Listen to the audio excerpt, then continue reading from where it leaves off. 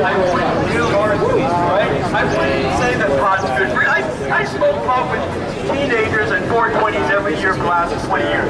I'm not going to say I don't. I've never refused to smoke somebody who came up to me with a joint. I don't know what care what age they are. My job is to protect them all and to celebrate our culture. No one needs to be ashamed of being in the cannabis culture. It doesn't matter what age you are. Marijuana will not hurt you. It is not true that marijuana will improve brain function in early teenagers. It's not true. Studies have shown that pot people who smoke at any age are as intelligent, adept, and capable as anybody else. Every myth you've ever heard about cannabis is not true. When I started smoking, I did better. Of course. Now, so then we have to constantly ask ourselves, why do they hate us so? Why do they hate us? Like, the police know the alcoholics are terrible, but they prefer them over us. Have you seen any taverns or bars that had 200 or 300 people rounded up because they like Stella Artois? I don't think so, right? So the cops know the alcoholics are dicks and they deal with them all the time, and they know we're harmless, we never hurt them, we never fight back, we're not a social problem. Where are the rallies of people saying the pot people are dangerous? Where are the people saying that pot people are dangerous? It makes Toronto look bad to have a lot of dispensaries. Oh, wow, really? You're still caught up in that? Wow. And it's 2:16 and we're still... Well, listen, in Vancouver, we're very proud of being the marijuana center of the universe, right? I mean, I helped make it that way. You know what's funny? That hurts me to hear that it makes Toronto look bad. I'm from this area. I'm from London, Ontario.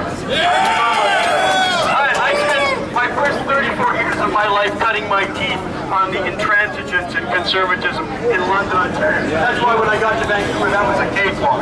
I could take over that city in a matter of months after London, Ontario, right? So I'm grateful to London, Ontario. It's the last city in Canada to still arrest people on 420 to meet in the park. I can't believe my own hometown. Up till this year, this year they stopped arresting people at 420, but I'm thinking, man, do I really have to go back to London, Ontario and start again, right? Anyway, I'm sidetracked. But what we have here is a mystery. Why do they hate us so? We don't hurt anybody. We have the world's most useful and utilitarian plant. It can do more things than any other plant ever known to mankind. I mean, it can produce clothing. It does produce clothing. When I was in Poland recently last week, I saw hundreds of hemp products coming out of a factory. I couldn't believe it. Amazing products, clothing and balms and all sorts of interesting oils and plastics. I saw 32 parts of a Mercedes-Benz, all pressed from hemp composite. I couldn't believe it, right? I saw CBD oils being manufactured and sold, and people couldn't get enough of it all throughout Europe. The world is really moving forward with cannabis. We're beginning to realize this is the greatest plant that mankind has ever had, and now we're fully beginning to realize its incredible utility, how much it can do. And it doesn't hurt anybody. It can do everything. It can do so many wonderful things for our health, it's carbon negative. We can build houses that actually reverse the carbon footprint, right, that are flood-proof, fire-proof. I mean, we are holding in our hands the greatest secret to happiness on Earth, to utility on Earth, to the ecological survival of Earth. And they still hate us. They actually arrested. I know. That's right. Hundreds of... So, here, my final point is that you must know that you are part of a chosen, special, and sacred culture. The cannabis culture has given more to mankind than any other culture, bar none. We produce more great films, more great books, more great music, more great poetry, more great science, architecture. All the great wonders of the modern world, by and large, are by pot people.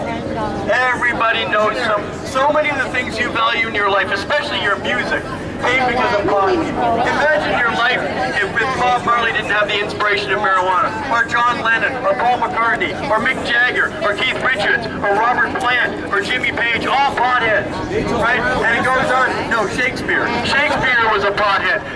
The greatest writer in the English language has been proven by the cannabis in his pipes to have been a pothead. And yet, the police still attack our people. They still say falsehoods to demonize us to the public. Why does it go on? Why is, after 40 years of myth busting, every single myth they put forward we prove is not true? We are clearly not violent. We are clearly looking out for our health. We are clearly conscious individuals. We're individuals with jobs who pay taxes, who deserve to be given first-class citizenship. That's what we're not. We're treated like children. Look how Bill Blair is going around the country. All he talks about are the negatives associated with marijuana. He doesn't say, I realize this is the greatest plant given to mankind, and I want it to be cherished, and I want it to be cultivated, and I want it to be everywhere so the Canadians can enjoy the full benefit of organically grown, safe, cheap, inexpensive cannabis that's available for every person in Canada to enjoy and benefit from. They never that would be the only honorable thing that someone in his position would want to do. But instead he says we have to protect the children. We have to punish the people who aren't authorized. We have to make sure it's safe. We have to over-regulate, over-restrict it. We have to treat it like it's plutonium instead of a flower. We have to treat it like it's radioactive, like it's the most dangerous thing on earth. That's how Bill Blair talks, and that's how the government is approaching it.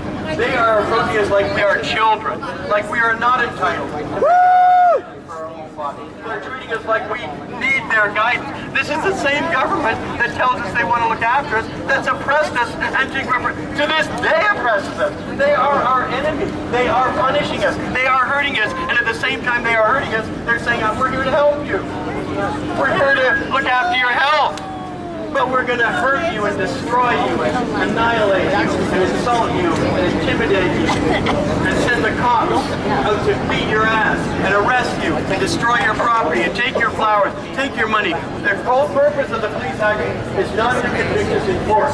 None of these things are going to get past the judge. The judges are going to get rid of them. That's a minor bit of good news. The real point of this is for the police to remind you that you are not entitled to be in this new industry. This is all about money and power and control. And so, the cops are heartless. Remember, the police are just robot automatons. You have to give up your humanity to be a police officer. You have to be prepared to not be a human being as a cop because you have to take orders blindly. You have to do whatever they tell you. If you have a job where you're going to go around with a Kevlar jacket and a gun and a battering ram as they used yesterday, and you're going to destroy property and arrest people, you've got to have basically no conscience. You've got to have no soul. You can't have a heart. That's why those kind of people don't become police officers. Right? You have to wonder who does become a policeman. What kind of person seeks to spend their whole life taking orders with battering rams and guns? I would say either inherently evil people, inherently insecure people, or inherently misled people. Because they do know, as I mentioned before, that alcoholics, which is legal and everywhere, are a constant problem 24 hours a day in Toronto with police. And we don't hurt them, we don't ask anything of them, we don't create problems for police. Even our rallies are peaceful, we never have incidents, there's never any violence. But you know what? It's all based on one thing. We are free thinkers. We do not toe the line. We will not conform to their agenda. We do not buy into their dogma that the government knows what they're doing and that the government's doing it for our good.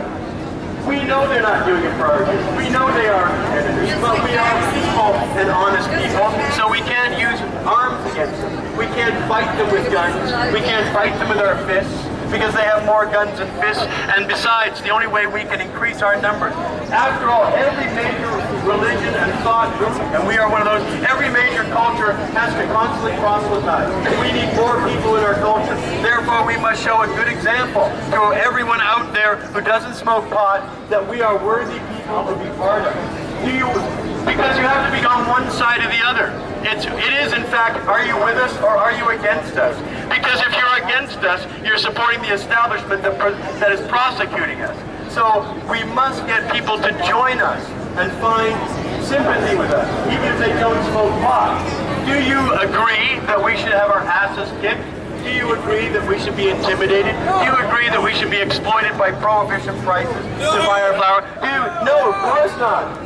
But that's what we have to ask the public. Do you agree with that? Because either you're with us or against us.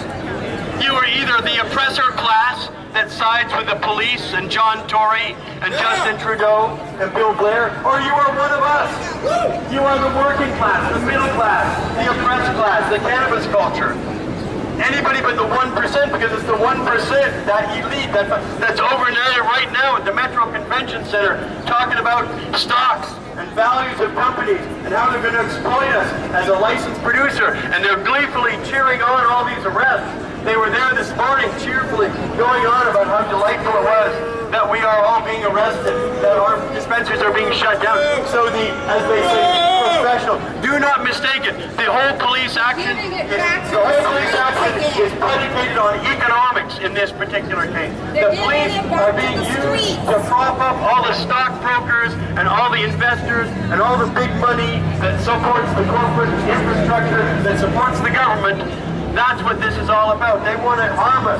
They want to make it so landlords don't rent to us. They want to make it so the people can't work for us, that we can't get investors anymore, that our flowers, $2.5 million of marijuana seized yesterday alone, plus $2 million in extracts and edibles and other goods. That is financially crippling, and that's what this is all about. Put them out of business. Make everybody buy pot from the corporate masters that we have put in place. Remember, these are the people who hate us. They have always hated us. Therefore, everything they come up with is poison. They will never advocate for anything good. I realize that now. I've been deluded all this time. I've been willing to work with them, but I was mistaken, because whatever they give us will be poisoned by their interpretation of reality, which is that we are morally inferior, and we must be punished, and we must be controlled, and we must be treated like children.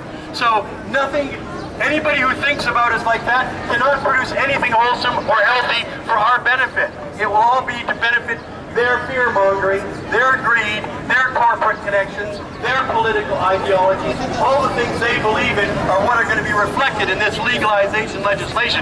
Everything we believe in, which is the opposite of them, will never show up as long as we let them determine legalization through legislation. Legalization will only be determined by our resistance to all the ridiculous rules and laws that they put before us. Unless we are willing to go to jail, I believe we will lose this fight. Therefore, we must steel ourselves mentally to go to jail at some point in time for our culture, because our cultural survival will be at stake.